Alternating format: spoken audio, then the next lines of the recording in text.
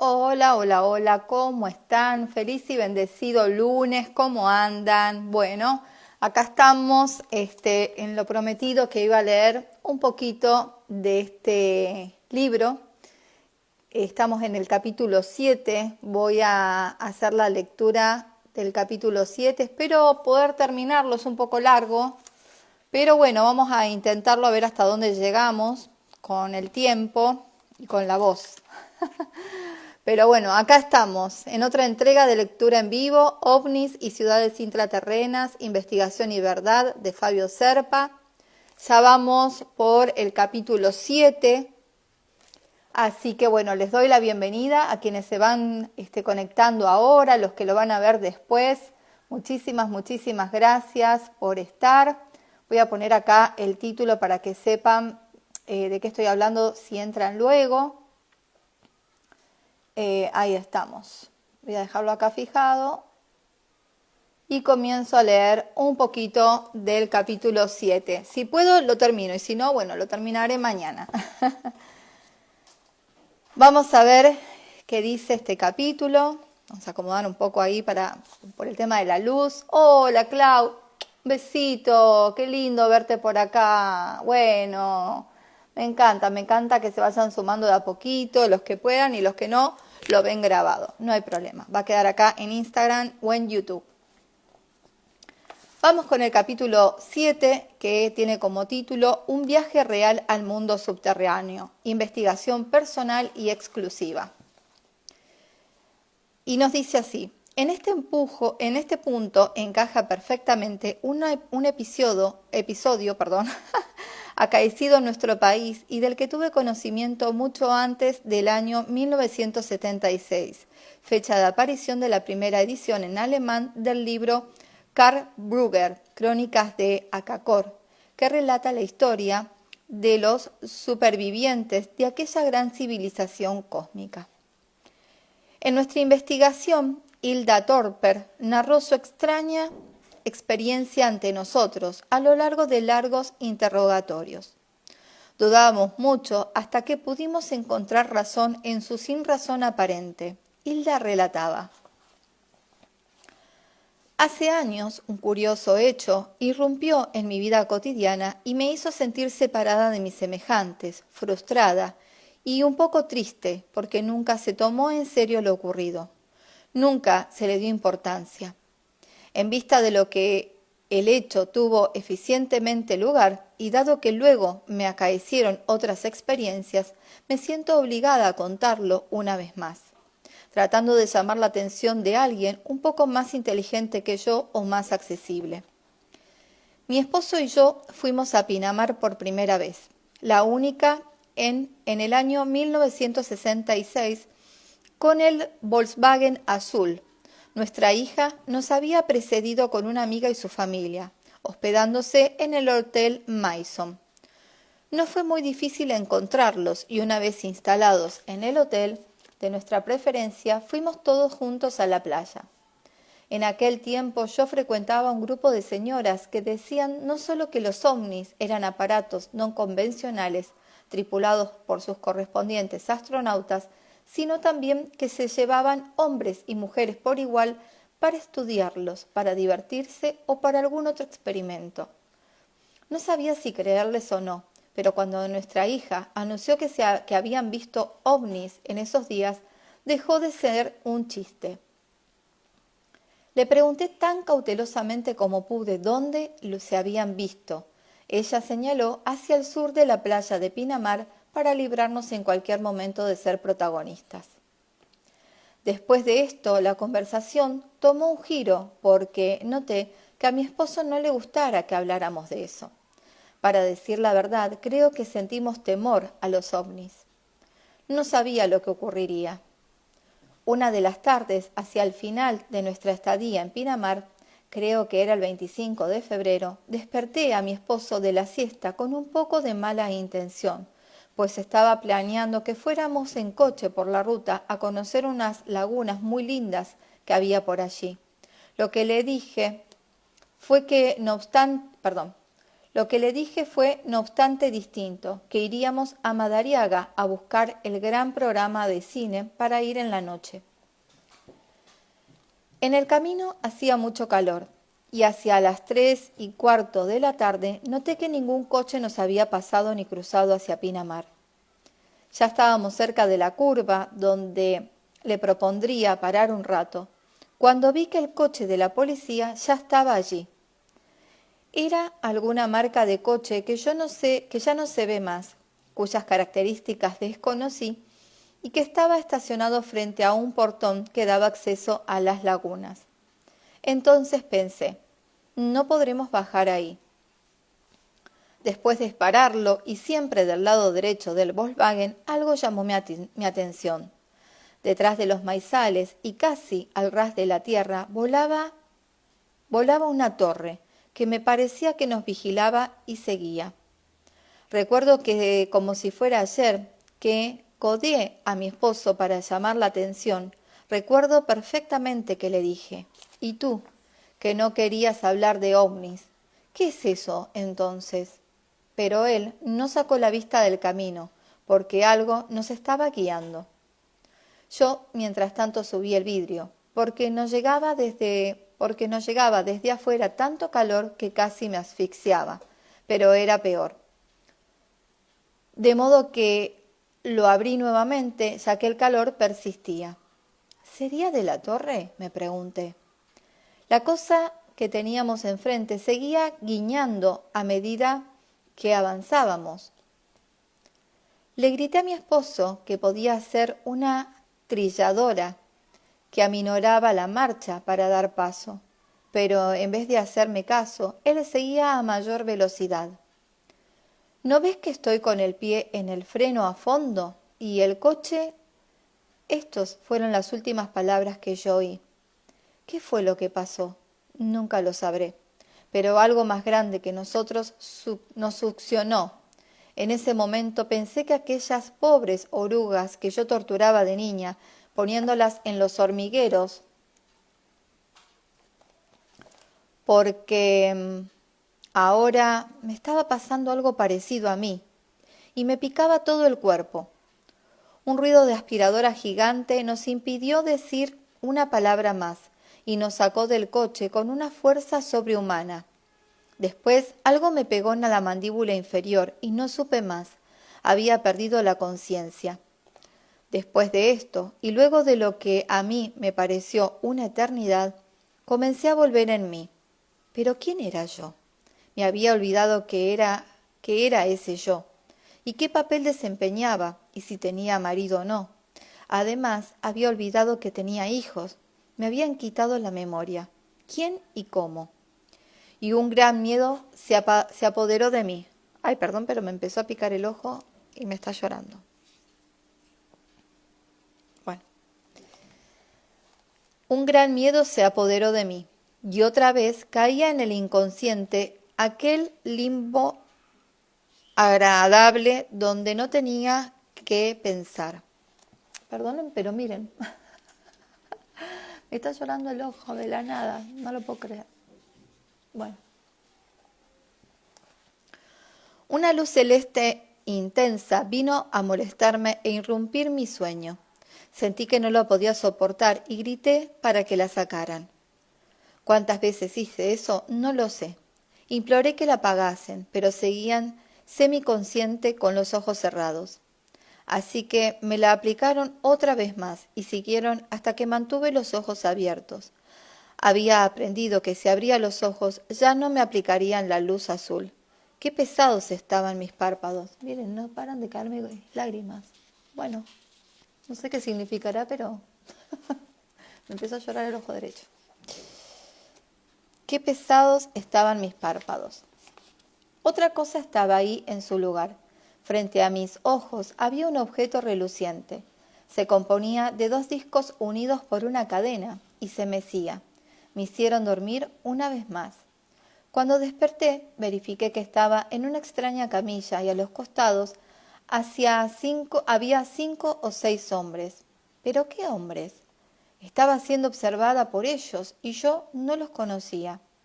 ¿Qué fue lo que pasó? Traté de pensar en lo que había pasado y no puedo hacerlo. Entonces una voz dijo en mi mente, no trates de recordar, es inútil. Miré fijamente al individuo que tenía más cerca y pensé, ¿fue una operación la que tuve? No, sentí en mi cabeza. Entonces he tenido un accidente y estoy muerta, pensé. Pero inmediatamente oí, la última parte está incorrecta, pero no te turbes, lo tenemos todo en nuestras manos. ¿Qué palabras más antiguas utilizan?, me dije, no dándome cuenta de que ellos captaban todo. Me fijé ahora un poco más en lo que me rodeaba. Máscaras cubrían parte de sus caras, delantales como de cirujanos, sus cuerpos. En todo caso yo no podía ver mucho de sus cuerpos, así que me concentré en sus caras. Ojos oblicuos, verde oliva era su piel, salvo que fuera un efecto de la luz reinante. No tenían orejas, pero sí una especie de diafragma, como si lo que tuvieran que escuchar fuera muy enrarecido. ¿Tenían que escuchar mucho más que nosotros? A esta pregunta no hubo contestación. Entonces tuve una idea, la idea de gritar nuevamente.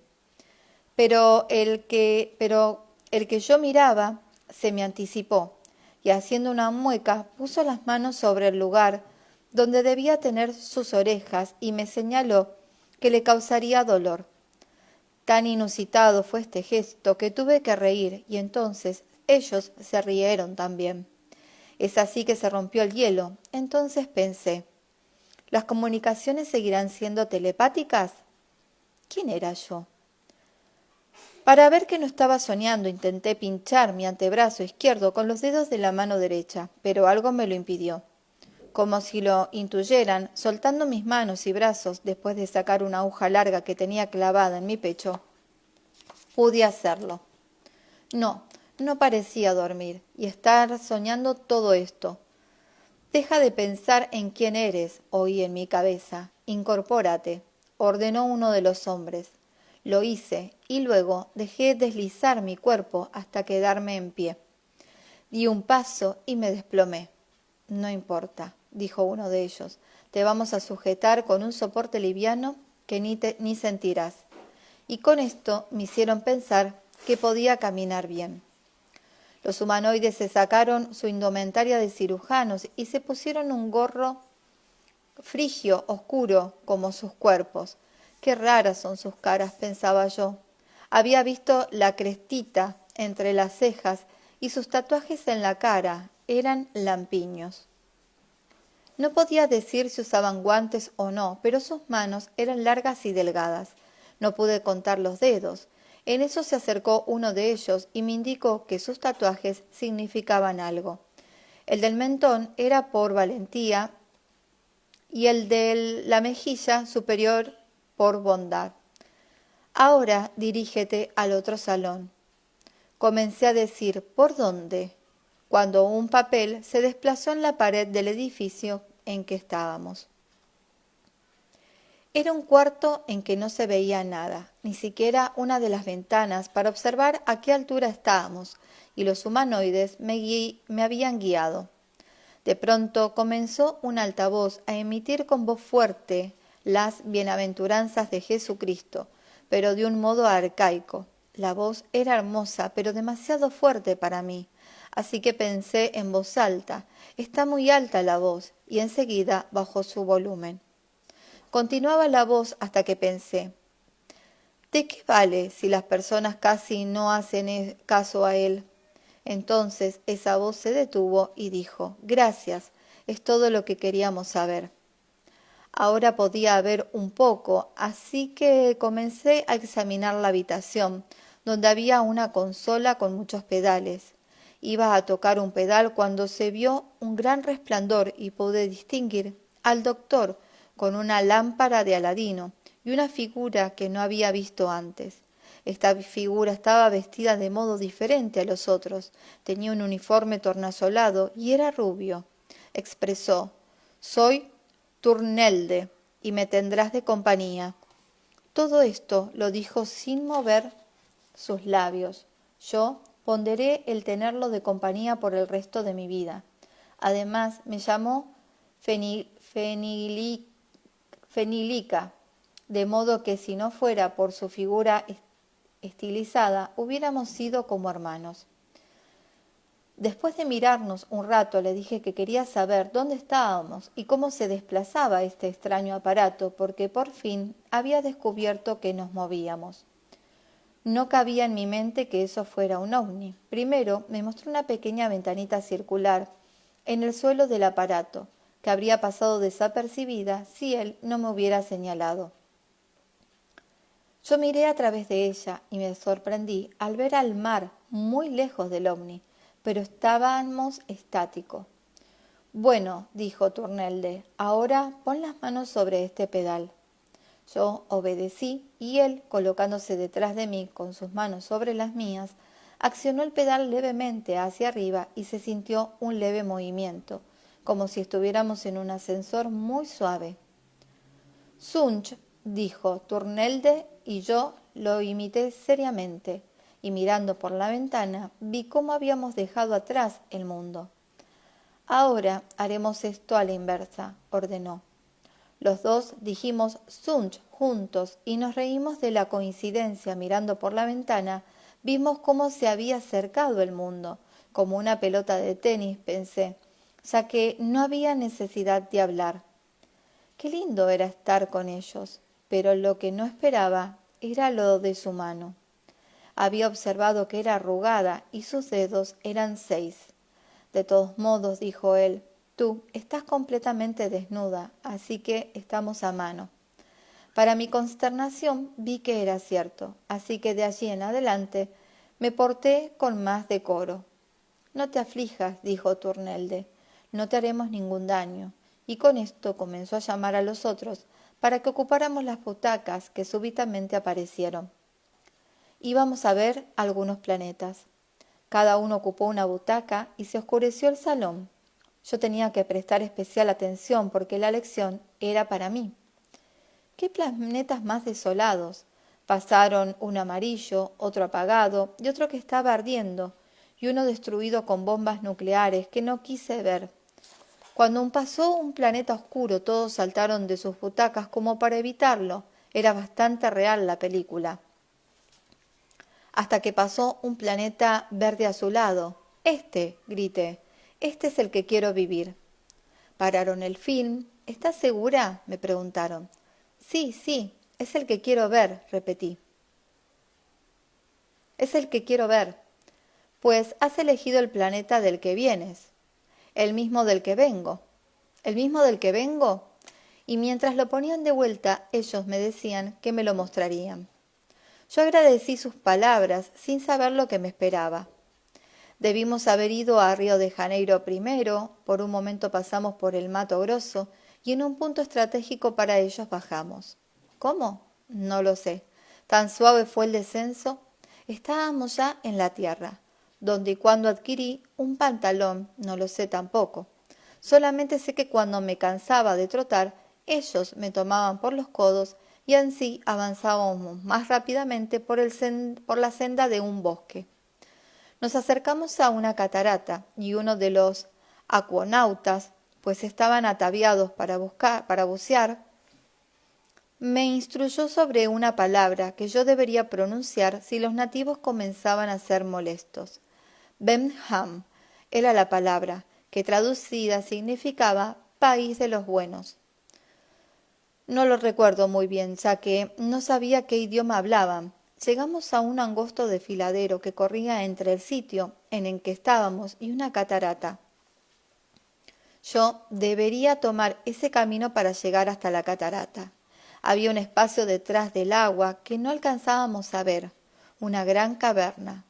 Ellos me seguirían. A mis pies había rocas agudas, y lo peor de todo, agua, una correntada formidable. Me pusieron una escafandra en la cabeza para que no me distrajera mirando a los costados y comencé a cruzar. Era como caminar sobre una soga estirada en el circo, solo que más peligrosa porque había un abismo debajo, no una red. Lo crucé y vinieron los otros detrás de mí. Nos reunimos detrás de la cortina de agua y para mi sorpresa vi que había 2 nativos allí donde la fosa se convertía en caverna. Uno de los humanoides le dio a uno de los nativos un par de gallos de riña. Este lo agradeció bastante amigablemente, pero cuando los otros fueron a encender unas antorchas, el jefe, que había estado poniendo curare en las puntas de las flechas, de repente agarró su cerbatana y poniéndole una flecha me señaló. Había adivinado que mi procedencia no era la de los otros y se disponía a matarme. Di la palabra, me gritaban telepáticamente los otros. Me acordé de la palabra justo a tiempo y corriendo tras los humanoides seguía gritándola. Un poco más y te hubieran alcanzado, dijo Turnelde, que se había disfrazado poniéndome barro en su cara, que me había disfrazado poniendo barro en su cara y manos sin disimular su enojo. La caverna se ramificaba en varios caminos. El que tomaron los humanoides fue el más pequeño. Como podíamos ver en esta penumbra, es un misterio, y cómo se abrió y cerró la bóveda también. Los humanoides me dijeron que me quedara quieta, que iban a invocar a los poderes del más allá. Dijeron una palabra mágica que yo tomé como Alim, y vi que la otra pared de la bóveda estaba moviéndose. Al agrandarse el espacio sin pérdida de tiempo, ocupamos unos carritos con forma de sarcófago que corrían sobre rieles. Había uno por persona y cuando estuve lo más confortable que pude en ese espacio tan reducido, un ayudante con una especie de balancín embebido en curare en un santiamén me raspó el brazo. Pensé antes de dormirme, como la avispa siempre gana en esta batalla desigual contra la tarántula, pero aquí fue como ganar la mayor distancia en el menor tiempo, así que no me sorprendí de la maniobra. ¿Estaríamos cerca de la Sierra El Roncador o dentro de ella? El ruido que hacen estos pequeños sarcófagos es el que da el nombre a la sierra. Tengo entendido que en un tiempo hubo minas de metales en este lugar, pero esas 2 preguntas son recientes, no pertenecen a ese tiempo. Cuando llegamos debía estar todavía groggy porque corría entre 2 humanoides y ellos me ayudaban cuando me caía. Ahora Turnelde y yo avanzábamos solos. Teníamos que escalar una sierra que luego mostró un cráter de 10 kilómetros de radio con una laguna en él. Después de caminar un poco por sus orillas, Turnelde vio entre los juncos lo que buscaba. Era un gran dogo, grifón o león de piedra. No lo pude determinar. Tenía señales de los 3 animales, aunque el grifón ya no existe. De su boca salía agua cuando se soltaba un resorte secreto, especie de arete. Nos lavamos la cara y las manos y nuestra piel de alguna manera no se mojaba. ¿Estaríamos embadurnados con barniz especial? Turnelde me dijo que yo haría bien en estudiar este lugar, pues algún día podría tener necesidad de él, pero además de que tenía solamente una especie de semiluz, ya no sabría llegar hasta él. Turnelde usó también el grifón para comunicarse con otro lugar, quizá otras ciudades o cavernas. Puedo verlo con exactitud mientras lo hacía, y esta vez usó un arete rubí de la boca del animal tan insólito que habíamos encontrado. Al rato vino algo que se posó sobre nuestras cabezas, tomando mis manos en las de él y diciéndome que no mirase hacia arriba, me instruyó para que diera un gran salto. Esto lo hice con él, y aunque no llegué tan alto como él, me arrojó hacia dentro de un umbral que yo, por tener los ojos cerrados, no vi. Al cerrarse el umbral, pude observar que estábamos en un ovni circular, más chiquito que el otro, que creo que fue una nave madre. Parece que en esta atmósfera éramos más livianos, o quizás era el agua que habíamos tomado, que habíamos, sí, tomado, dice tomamos, pero bueno. En realidad no lo sabía, tampoco en qué parte del mundo estábamos. El asiento en este ovni tenía forma circular, así que sin ceremonias de ninguna clase me senté. Turnelde sacó de un cajón una bocina tipo claxon, un reloj de arena y un prismático más grande que los nuestros, y me los dio con las siguientes instrucciones. Te voy a dejar por unos minutos, pero si algo inusitado ocurre, quiero que me llames con este claxon. El reloj de arena está fijado para marcar la media hora. Si al cabo de media hora no he retornado, quiero que tomes el claxon. Y con esto se fue en su mini platillo volante a otra parte sobre el agua para reunirse con alguien. ¿Quién podría ser esa persona? Nunca lo sabré. Tomé mi puesto ahí donde lo podía observar con detenimiento. Se dirigía a un islote en el cielo, pero ¿cómo? Esto no puede ser. ¿Sería sería por la bruma reinante? Una isla en la laguna parecía un islote en el cielo. Miré por los prismáticos a través de las excelentes ventanales del ovni circular y observé que era un islote en la laguna. Y ya había llegado un extraño visitante y se escondía entre las malezas y arbustos de aquel islote. Pero Turnelde no se había percatado de su maniobra. De pronto se encontraron y había que ver con qué júbilo se saludaron.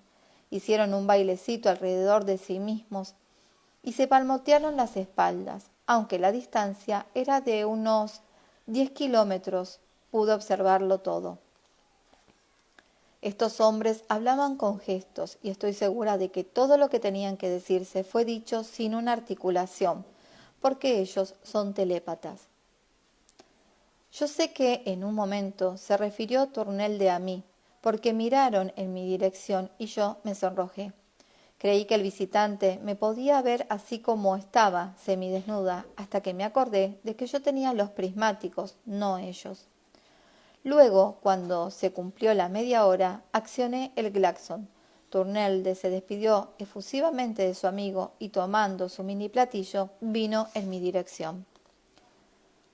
A lo que pasó después se podría aplicar la ciencia de la hipótesis de regresión, y estoy esperando que alguien se adelante y me diga qué pasó realmente. Parecía que estuve en el agua con los humanoides como guías, porque un artefacto parecido al que usan los acuanautas fue aplicado a mi nariz y recuerdo detalles sin conexión que enumeraré luego. Por cierto, no fuimos a través del túnel que conduce hasta los nativos. Más bien, me inclino a pensar que fuimos por otro túnel, dejando para otra oportunidad lo que falta entre medio.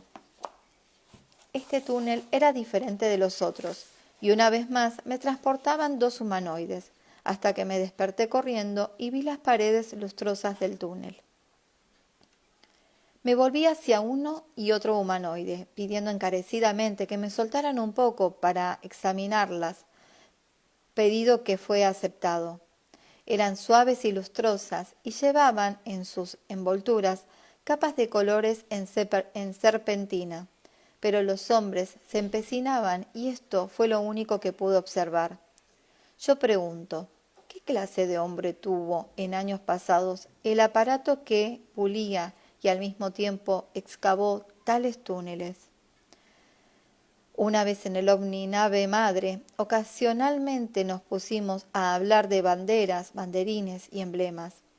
Ellos habían adquirido un gran conocimiento.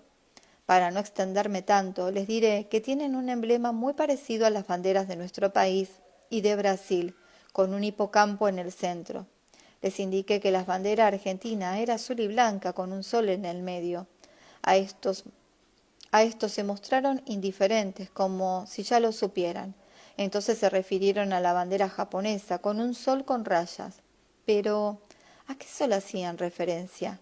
Yo no comprendía, por lo que alguien trajo una virgencita de Luján, e indicando los rayos que salían de su contorno, trató de decirme que todos eran soles por igual, y que cada uno de los rayos tenía un significado especial, e hizo referencia a la creencia de los 7 rayos, de la cual yo casi no sé nada. Nos habremos apartado tanto de estas creencias excelentes que ya no las tomamos, nos habremos apartado tanto de estas creencias excelentes que ya no las tomamos en cuenta. Se discutió además el significado del caballito del mar, el hipocampo, símbolo del petróleo, si es negro y por ende fortuna para el que lo descubre. Este no es su único significado, porque esconde también un poder que quizás haya sido utilizado y herculizado en un legado antiguo de extraterrestres. Yo diría que significa fidelidad o amor conyugal o el Padre Dios que cuida a sus hijos. Luego de esta acalorada conversación, fui llevada a una habitación llena de mesitas que tenía sobre ellas piedras ordinarias, semipreciosas y preciosas. Comprendí que podía elegir una, pero no me decidía. Al no elegir ninguna, me preguntaron qué era lo que quería y yo contesté, la Virgencita. Hubo una rápida consulta y dictaminaron que no me la llevaría. Desconsolada me llevaron a la pieza de máquinas para probarme con fórmulas. Supe las del agua y del aire solamente. Insistieron en que le reconociese otra fórmula, pero a los 5 minutos no podía decir cuál era. Luego sacaron un rollo de papel. Contenía unas 20 palabras escritas en letras grandes y modernas. Pretendían que yo memorizara su contenido y su significado. Después de un rato dije que no aprendería eso. No me dieron tiempo a decir más. Entonces, cómetelo, me gritaron. Lo enrollé, me lancé a probarlo y tuve una agradable sorpresa. Era comestible. Parecía lo que llamamos barquitos en la Argentina. De todos modos, aunque dije que me olvidaría las palabras, actualmente tengo en mi poder una 20 de ellas para mostrarlo al incrédulo. ¿A qué clase de examen me someterían ahora?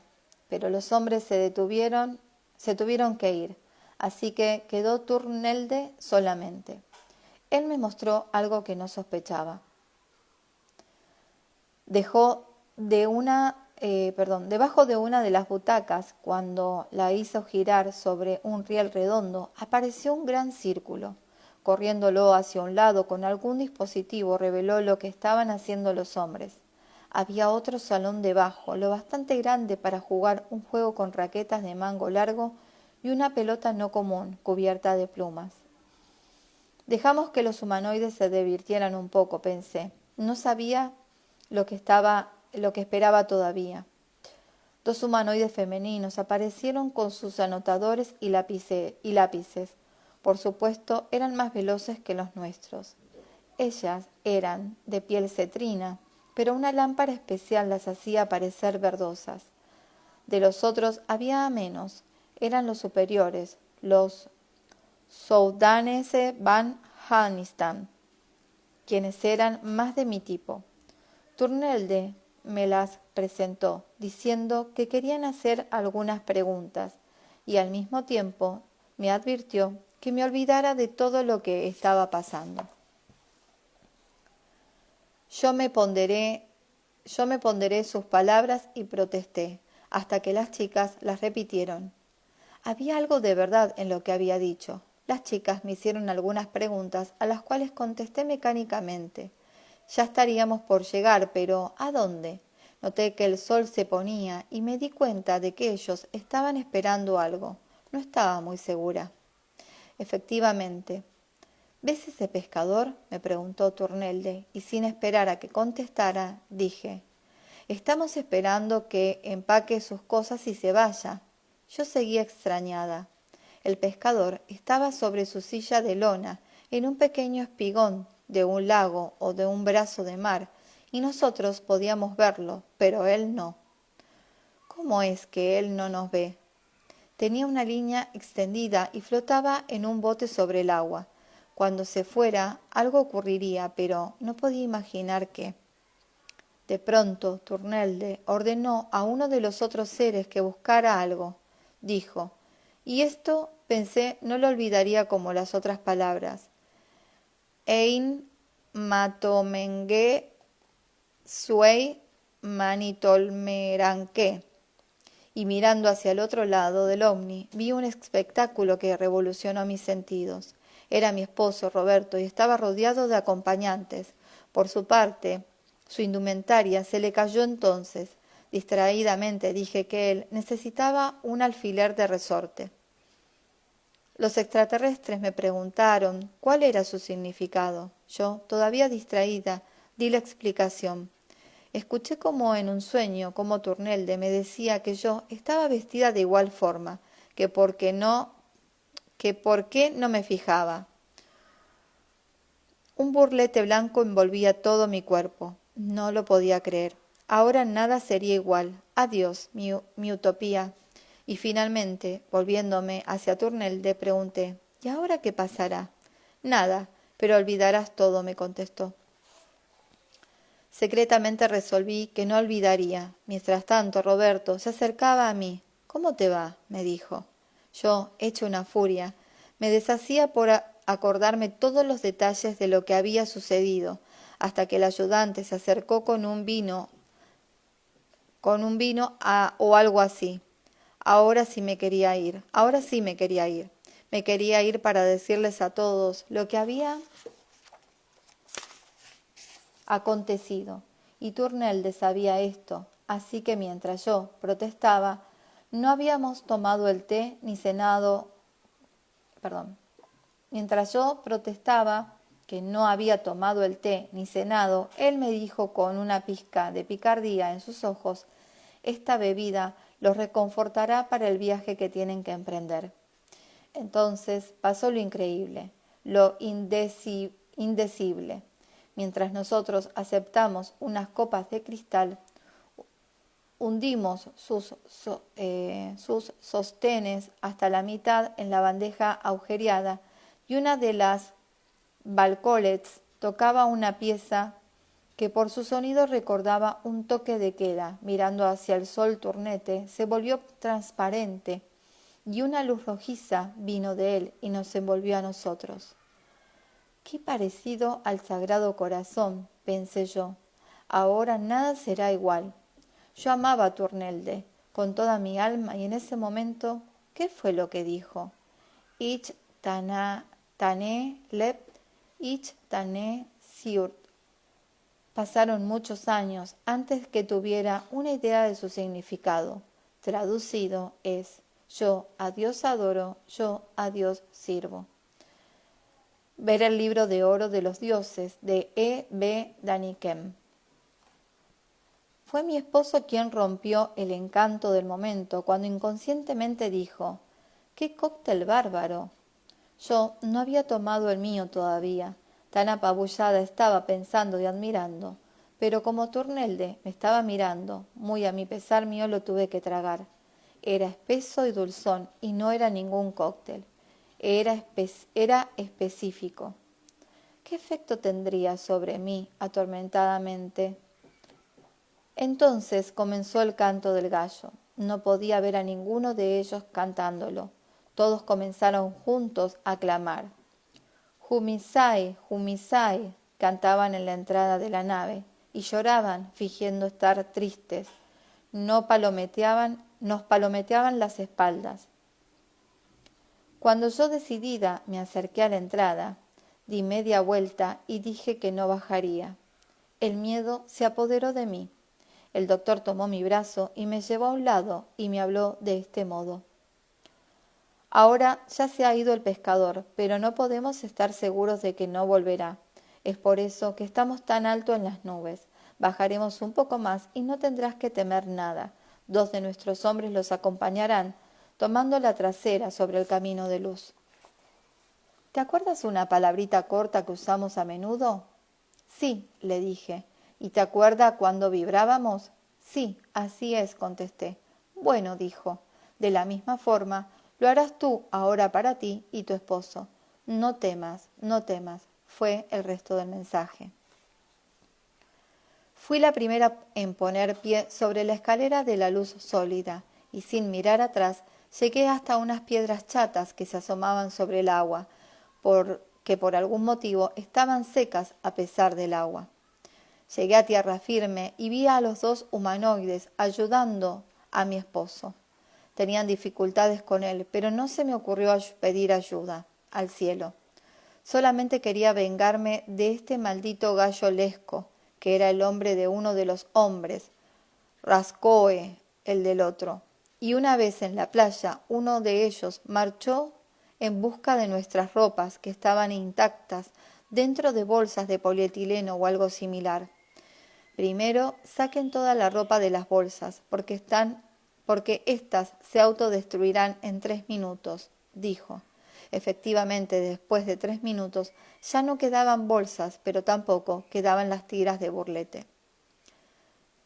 Como yo me vestí rápidamente, miré donde había puesto la tira de burlete que me iba a llevar, y ya no estaba. Una tira que había guardado en la mano corrió la misma suerte. Se derretían. No podía llevar pruebas. Fui más lejos aún. Me adelanté a mi esposo, que estaba batallando con su camisa, y me introduje en una especie de bosquecillo. Allí encontré plantas, cola de caballo, arranqué algunas y me fui a la playa para ver qué estaban haciendo los humanoides. Los dos estaban tirando piedras chatas con todas sus fuerzas al agua, y lo hacían rebotar 5, 6, 7 veces gritando: «Así es como nosotros viajamos». Yo levanté una piedra chata con mi mano derecha y la tiré con toda mi fuerza, pero hizo un blop y se hundió. Roscoe estaba mirándome con atención. De golpe me dijo: «La mano izquierda», y descubrió toda esa cola de caballo. ¡Qué amargura! En esta ocasión me sirvió un buen reto, del cual no entendí nada, pues todo fue dicho en su idioma. Fui a ver qué tal estaba mi esposo, y le encontré todavía vistiéndose. Ya oscurecía y yo necesitaba encontrar algo que los humanoides no detectaran. No había nada en ese lugar. Finalmente arranqué hojitas de cina, hoja compuesta, y las escondí en mi mano izquierda, pero antes me puse bastante en el cabello. Como tenía el cabello con permanente, se adhirieron bien. Luego, para despistar, volví a donde estaban ellos. Estaban sacando la línea que habían puesto al pescador, y de su bolsillo sacó Roscoe un señuelo, el señuelo de la hipnosis, poniéndolo en el espinel, y finalmente el otro enganchó un dentudo bastante putrefacto que habían encontrado en la playa. Cómo se reían de sus travesuras. Ahora estábamos todos listos. Los humanoides se pusieron los cinturones al revés, dejando ver que tenían muchos frasquitos de esos que usaban los entomólogos, y comenzó una larga caminata hasta que llegamos a un lugar donde era necesario cruzar un zanjón. Antes habíamos ido en fila india, pero por miedo a perdernos, no sé por qué razón, ahora necesitamos asirnos de las manos. Yo me acordé de las hojitas que llevaba y traté de ser la última a la izquierda de la fila, pero eso no le convenía a los hombres. Me agarraron entre los dos y, sospechando, me forzaron a abrir las 2 manos, y ahí se descubrió el trueque. Uno me soltó y me sacó las hojitas, aún las más pegadas entre los dedos. Después me zarandearon hasta provocar casi mis desvanecimientos. Para aliviarme, Lesco me dio una bocanada de su aliento que olía a chinche del campo. Al mismo tiempo noté que se había puesto como un tomate, y su torso también. Descubrí entonces que cuando se enojan o apasionan se ponen rojos, y su cara era terrible de ver, la furia personificada. Fue aquí que momentáneamente no miré donde pisaba. Había barro y mis sandalias de gamuza sufrieron las consecuencias. Una vez cruzada la zanja, llegamos a las líneas de un ferrocarril y Lesco fue a buscar algo que resultó ser una zorra. Todos nos acomodamos sobre ella y así viajamos hasta aproximadamente nuestro coche. ¿Cuál fue mi sorpresa cuando resultó no ser nuestro coche, sino el del policía? Los humanoides nos hicieron a un lado con gran ceremonia y, armándose de unas varitas de metal, dijeron: Rama, vi, mana, chic, chic, chic, mientras con la mano vacía hacían unos chasquidos. Vimos cómo se despidió la imagen del coche de la policía y abajo estaba nuestro Volkswagen. El gran resplandor tardó un rato en desaparecer y luego nos despedimos. Nos recordaron que los primeros serán los últimos y los últimos serán los primeros. Veríamos una señal cuando fuera posible partir. Esperamos en el coche con los ventanales cerrados, como nos habían dicho. Yo me impacientaba e iba a bajar uno de ellos cuando hubo un gran estruendo. Las luces del coche se encendieron y el motor se puso en marcha. Apresuramos por la carretera que conduce a Pinamar. No nos encontramos en la vuelta con ningún coche, pero no fue R quien lo guió. Aún a él le parecía que sí. ¿Quién entonces? Al llegar, luego de unos 15 minutos, ahí estaba mi hija con su amiga. Se habían juntado algunos jóvenes, estaba ella angustiada, todos lo estaban. ¿Dónde habíamos ido? Por temor a que mi esposo contara algo, yo me adelanté diciéndole a ella que en la mañana hablaríamos, que no fue nada y que ya habíamos cenado. Lo aparté a Roberto y nos fuimos a dormir. De allí en adelante no recuerdo nada y a la mañana siguiente tampoco nadie se acordó de la odisea. Desperté tarde por la mañana. Ese gallo abominable me había despertado y el sol que entraba por una ventana mal cerrada me daba en la cara. ¿Pero quién era yo? Sentada en la cama con la cabeza sostenida por mis manos, traté de recordar. Estaba totalmente desnuda y dando la vuelta en la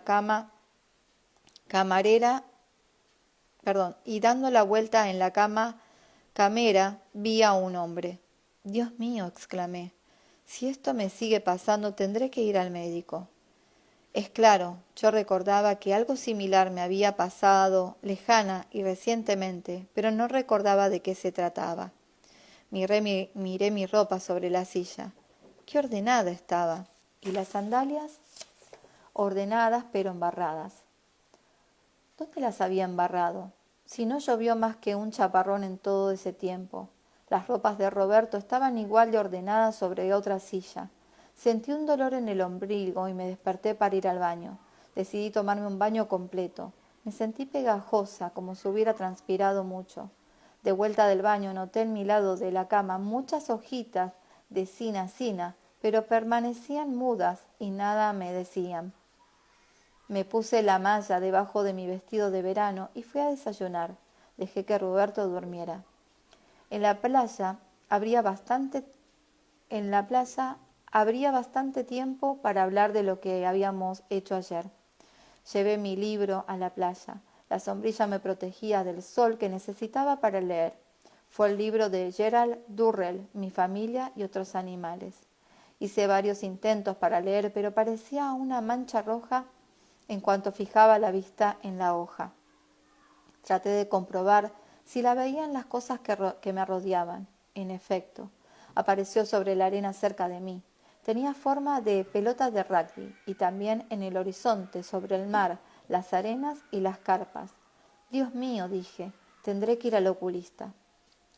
No lo abrumaré con detalles como este, solo agregaré que al día siguiente, al ir al pueblo de las armas, descubrí que tenía una mancha negra como un magullón en mi brazo izquierdo, y debajo de ella había 4 más, y las yemas de mis dedos estaban doloridas, como si alguien las hubiese punzado.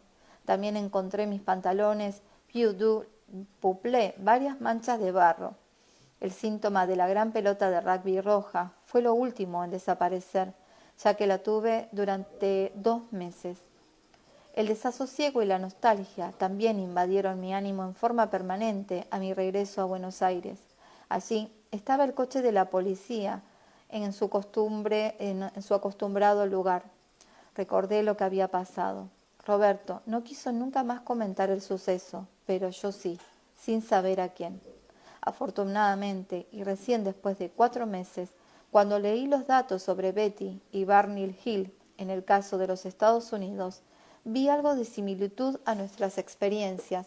Además, leí en Crónica de Akakor que los habitantes del planeta Huerta, que cuenta Tatún Canara, tiene 6 dedos. Este relato significa para mí no una derrota, sino un triunfo.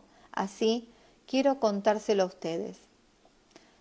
Termina aquí la narración de Hilda Torper, a quien sometí a muchos exámenes hipnóticos y siempre narró lo mismo. El relato es alucinante, extraño, raro y parece fuera de lógica.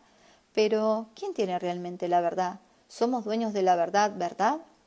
Ella está aún traumada por su experiencia, que paulatinamente ha ido recordando con lujos de detalles. Cuando estuve en Brasil en 1979, tanto me hablaron mis hermanos brasileños sobre la Sierra del Roncador, que yo, que dudaba tanto, pero tanto de este caso, volví para investigarlo con más profundidad. Se intensificaron los interrogatorios y análisis a Hilda y a su marido, hoy muertos. Yo vi personalmente la cascada a la que se refería Hilda, que ella desconocía antes del contacto. Se los presento en este libro como un viaje real a Akakor, porque tengo la seguridad de que lo vieron, lo sintieron en su interior. Además, este caso trae a primer plano otra de mis hipótesis de los hipocampos, pauta extraterrestre que los submarinistas tanto apoyan. Y para consolidar esta hipótesis, hago ovnilogía comparada, la prueba del doble ciego de nuestra ciencia, en otro capítulo que tiene como protagonista a este pequeño y encantador animalito. Sigamos investigando juntos. Y hasta aquí, bueno, me leí todo el capítulo 7. Era re largo y se me pasó volando. No sé a ustedes. Pero miren que era largo, más de 10 hojas. Y se me pasó volando. Bueno, muchísimas gracias por estar acá, por resonar con esta linda lectura. Muy apasionante, muy intrigante, muy para seguir investigando. ¿Y quién tiene la verdad? Bueno, todos, en alguna medida. Mañana voy a leer el capítulo 8, así seguiremos avanzando en este hermoso libro de Fabio Serpa. Que tengan un feliz y bendecido día y bueno, mañana nos estamos viendo en otro encuentro de lectura en vivo. Nos amo, nos vemos, chao, chao.